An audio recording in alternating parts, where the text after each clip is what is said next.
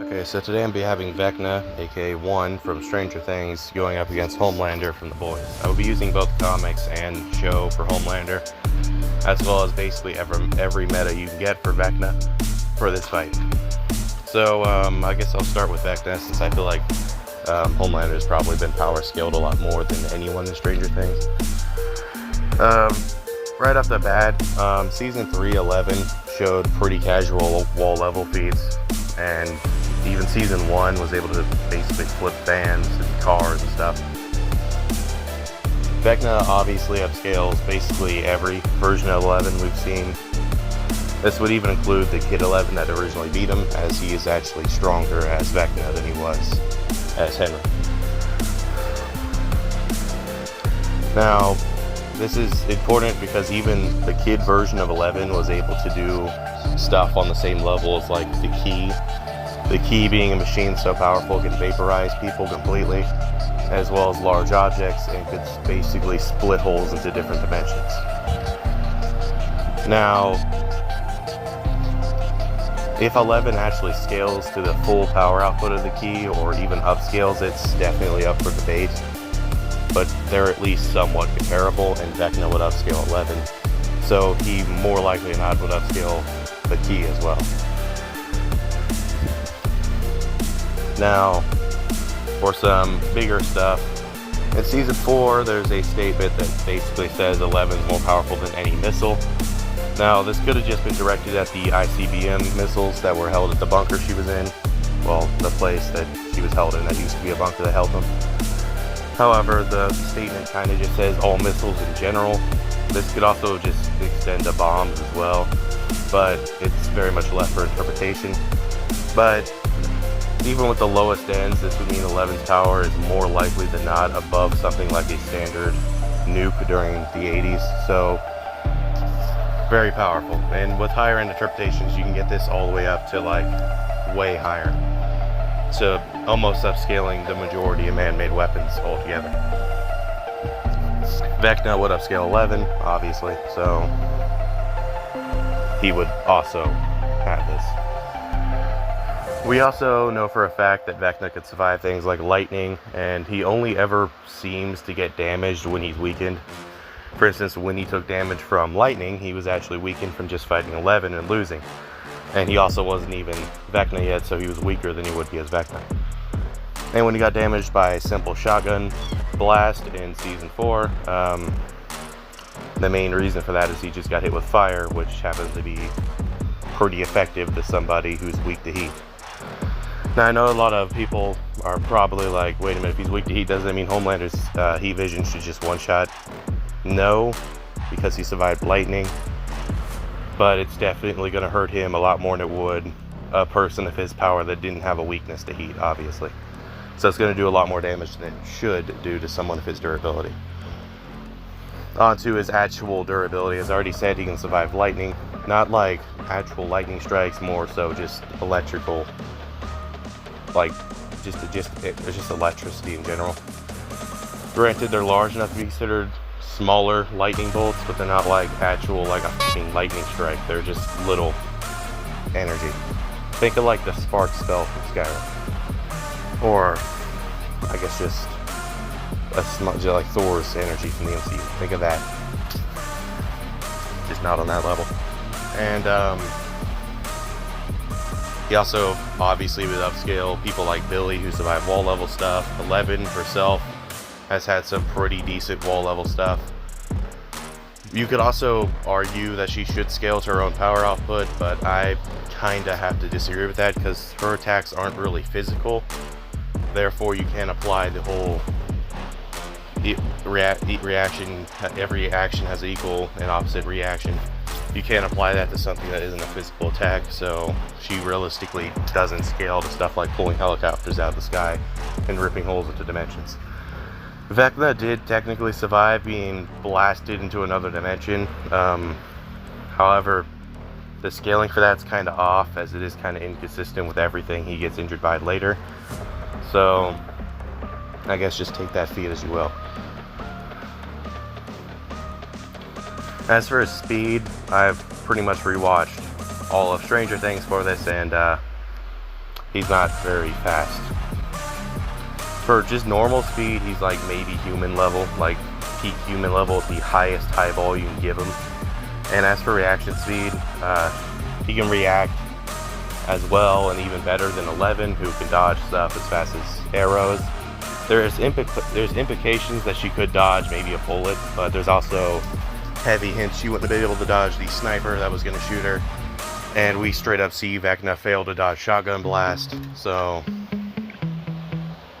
yeah, you can argue that this shotgun blasts just are functionally hard to dodge, but he still fails to dodge them. He was weakened, of course, but still. He could have just used his telekinesis to stop him midair. He could have done something like that, and he failed to do it. So he can't react to stuff as fast as bullets. I mean, I guess you could argue he could on a good day, and if he wasn't weakened. He can react to stuff as fast as arrows. The 11 dodge his like wood spikes, which, just judging by the whistling sound and shit, they're heavily implied to be moving at the speed of arrows.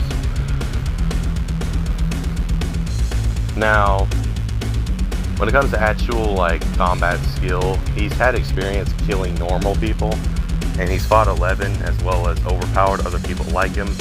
And obviously, since he upscales 11, he upscales all the other numbers under him. So he's strong, but he's only ever fought normal people and people like him. Granted, Homelander, on the other hand, fought many different types of superpowered enemies, most likely, but he's never really fought someone on his level. Vecna has, I guess, so you could maybe give Vecna a point here for that. Now, on the Homelander, he has very blatant statements that say that he upscales all of humanity's weapons, to include like Tazar Bomba and shit, so he's strong. He's definitely, as a baseline, more powerful than Vecna, at least, with more consistent ends. For speed, you can argue he's light speed. I think that's kind of inconsistent, as we see him actively fail to react to light speed attacks at several points. He does have showings where he's arguably faster than light, but that's only a short burst.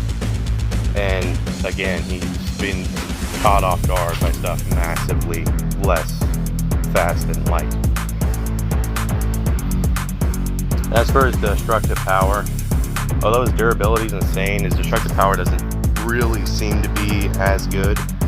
You could, of course, argue his durability and attack power scale to each other, which they might, but from just what we've seen, he's never really shown anything that impressive. At best, you can get him to like city level, then if you cross-scale his durability, you can get him up to like around low mountain level-ish, maybe mountain level with a higher end.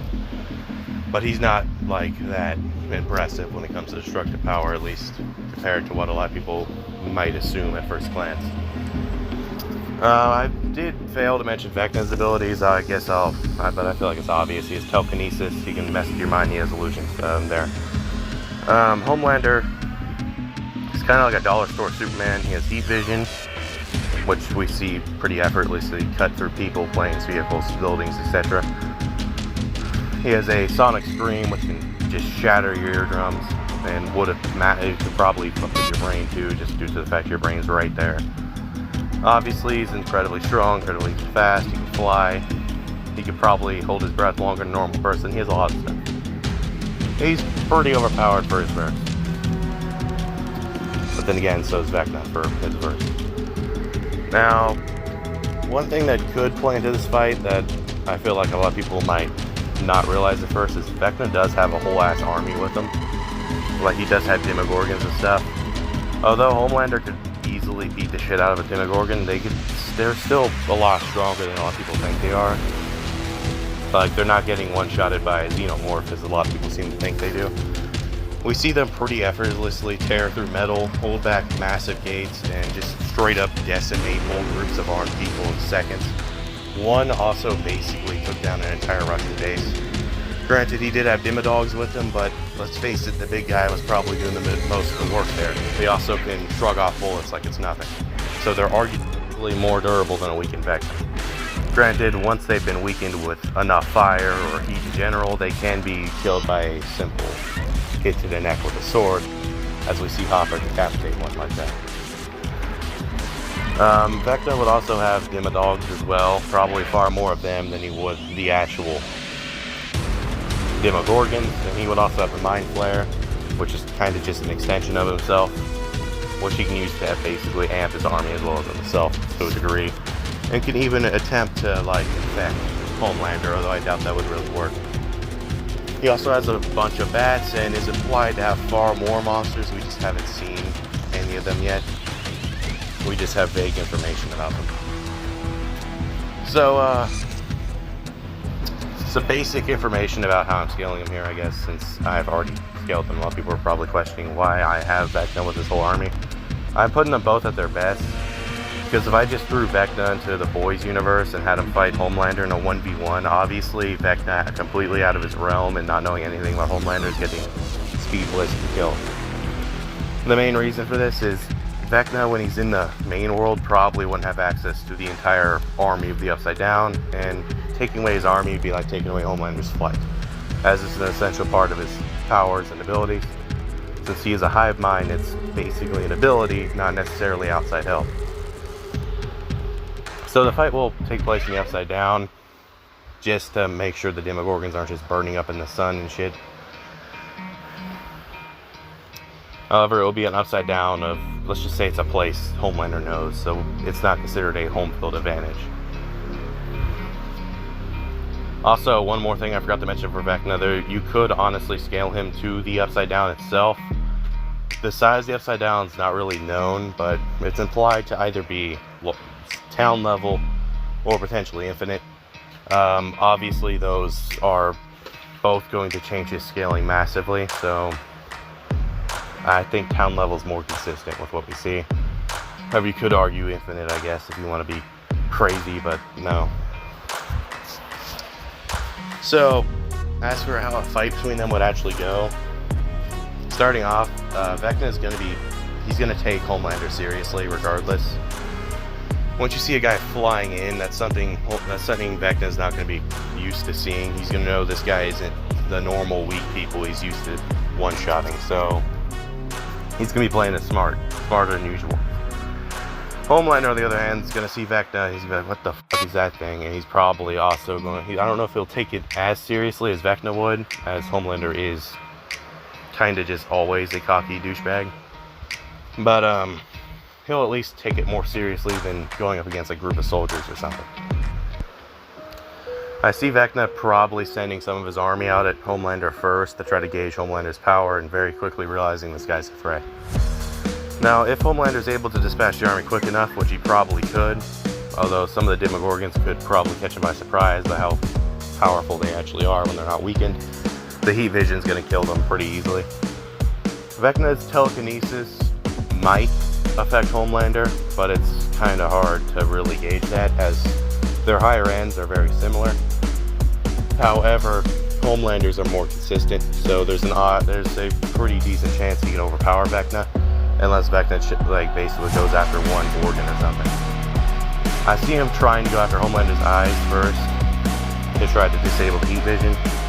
I could see him doing that if he gets Homelander by surprise with it. So if he does get Homelander's eyes, that leaves a blind Homelander there, which Vecna could very easily kill with telekinesis, as Homelander would have almost no way of really fighting back besides trying to punch him. And you could honestly argue Vecna could take at least a single punch from Homelander. Plus, he's using his telekinesis to just shatter Homelander's bones. Now, if Vecna fails to get him with a lucky hit while his army has him distracted, Homelander is going to speed blitz the shit out of him.